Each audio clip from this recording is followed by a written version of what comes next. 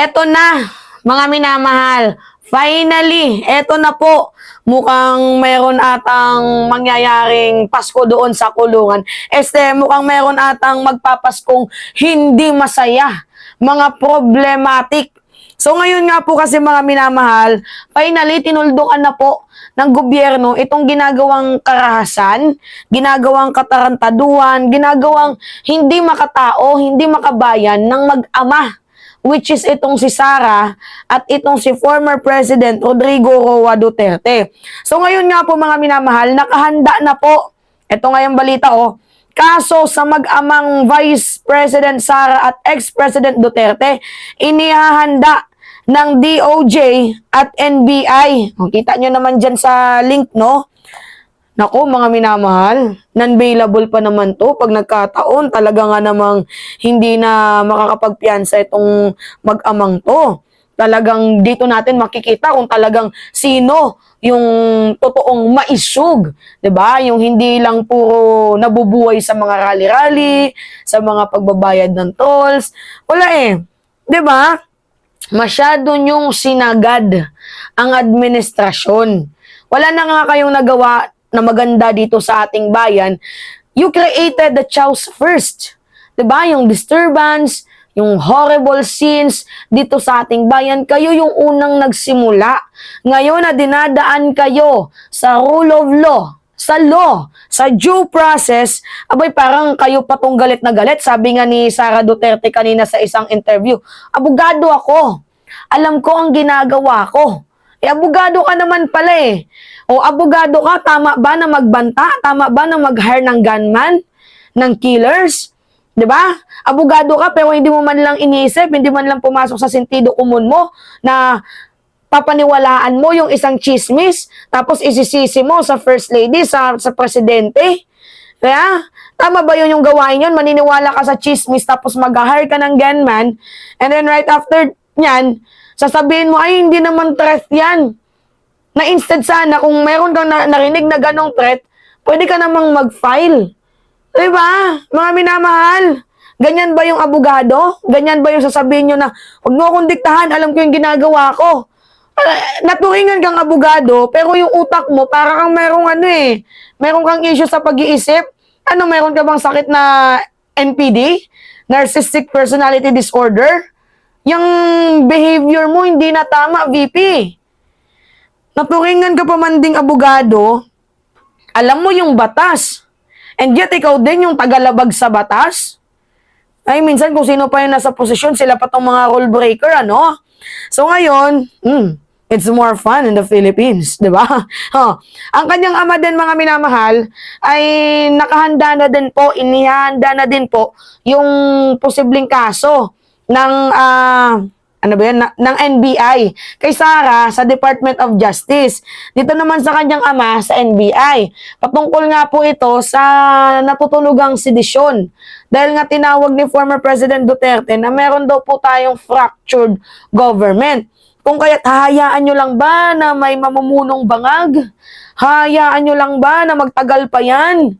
Ang tangi lang makakapag-end nito, ang tanging makakapag-remedyo lang nito, walang iba kundi kayong mga AFP. Tama ba yun na former president ka, manghihikayat ka ng sedisyon, ng rebellion?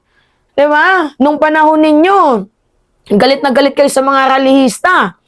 Tapos ngayon, malalaman namin, kayo gusto nyo na yung mag-rally-rally. Tapos meron pang mga bayad-bayad, 200 pesos. Diba? So, talagang dapat matuldukan ito, itong kanilang mga karahasan. Paras talaga mag-isip yung mag-ama, May tama sa pag-iisip ba? So, ngayon, pakinggan natin tong balitang to. At dapat dyan, mga minamahal, walang sinasanto. Diba? Kahit vice-presidente ka pa man, kahit ano yung posisyon na hinahawakan mo, kahit anong uri ka pa man ng tao dito sa bansang Pilipinas, makapangyarihan ka man or hindi, dapat matuto kang sumunod sa batas at iparana sa'yo kung ano yung batas. Maging fair tayo dito. No one is above the law. Alright, continue tayo. Masusing pinag-aaralan ng Department of Justice at National Bureau of Investigation ng mga ground kung maiko-consider ba na paglabag sa Anti-Terrorism Act ang nasabi ni Vice President. Oo, anti-terror law pala mga minamahal. Posible po yung maging grounds for impeachment dito kay grounds para makasuhan itong si Sara Duterte. At grounds na din to for impeachment. 'Di ba? Doon pa lang sa parte na hindi siya nag-show up eh. Kung saan ginastos yung pera. Talagang grounds na yun for impeachment, lalo pa itong kanyang ginawang pagbabanta sa ating presidente. Malinaw na ito na grounds na talaga to para makasuhan itong ating vice-presidente na hindi nag-iisip, hindi ginagamit yung kanyang sentido común na naturingan pa namang isang abogado ng bansang Pilipinas. Kaya nga galit na galit sa kanya mga minamahal yung IBP yung Integrated Bar of the Philippines. Galit na galit sa kanya kasi masyado siyang madrama. Very obvious naman yung script. Diba? Akala nila, mauto pa nila yung mga Pilipino. Yan yung yung basa ng mga nasa IBP. Kaya nga dapat kasuhan din to ng disbarment kasi hindi na to tama yung trabaho niya, So pakinggan natin tong balita. Sara Duterte. Ito ay ang bantang binitiwan ni BP Sara na may kausap siya na papatay kay Pangulong Ferdinand Marcos Jr., First Lady Lisa Marcos at House Speaker Martin Romualdez kung sakali siya ay mapatay. Bukod dito, pinag-aaralan din ang mga pahayag ni dating Pangulong Rodrigo Duterte na pag-anyaya nito sa militar na tumulong sa pag-ayos sa umanay fractured government. Ayon kay DOJ Undersecretary Jesse Hermogenes Andres, sakaling makakuha sila ng sapat na ebidensya ay ihahanda na nila ang karampatang kaso laban sa magabang Duterte. Tama. We will do a complete case build-up and only when there is sufficient evidence will we file the necessary criminal case Nako. against anybody who violates the law, no matter what position you may have, Tama. how high you are Tama. in the country, no matter what kind of influence that you wield.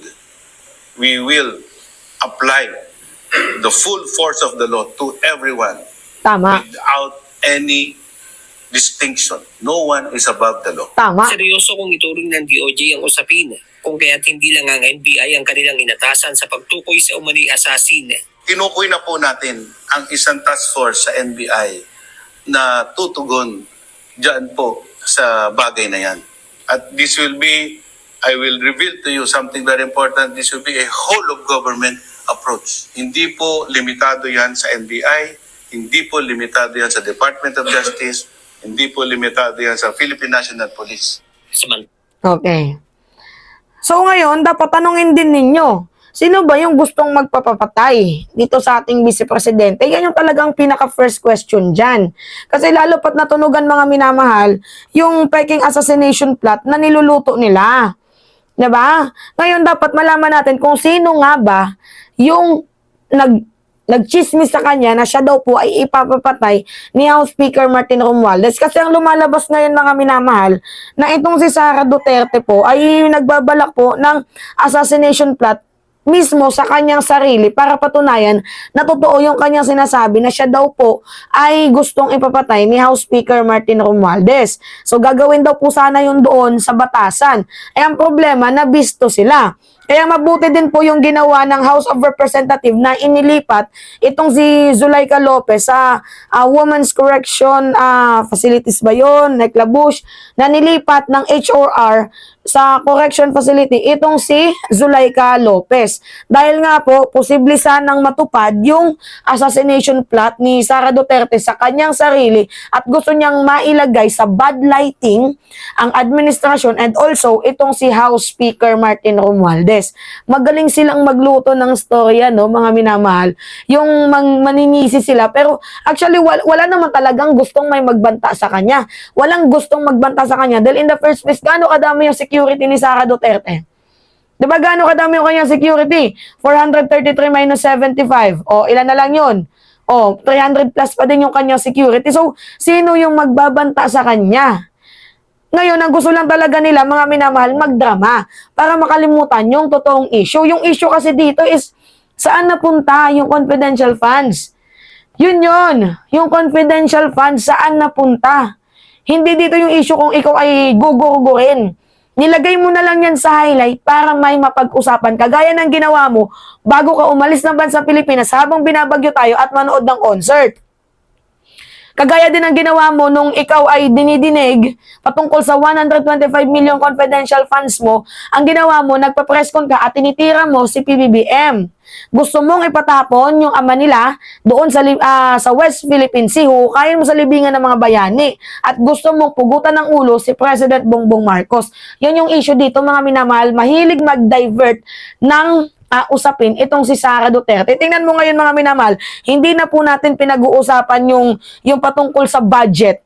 'Di ba? I mean, patungkol sa confidential and intelligence funds ni Sara Duterte. Nakatuon yung issue ngayon sa mga statement na binitawan niya. Kaya nag-proceed na yung kakasuhan siya, mga ganyan-ganyan. So wala na, na-divert na nga, success doon si Sara Duterte sa pag-divert ng issue. Masaya ka na? Ha? Masaya ka na? Diyos mio, Santa Barbara Bendita, kakaiba talagang ating Vice Presidente, no? May something talaga sa pag-iisip. Grabe.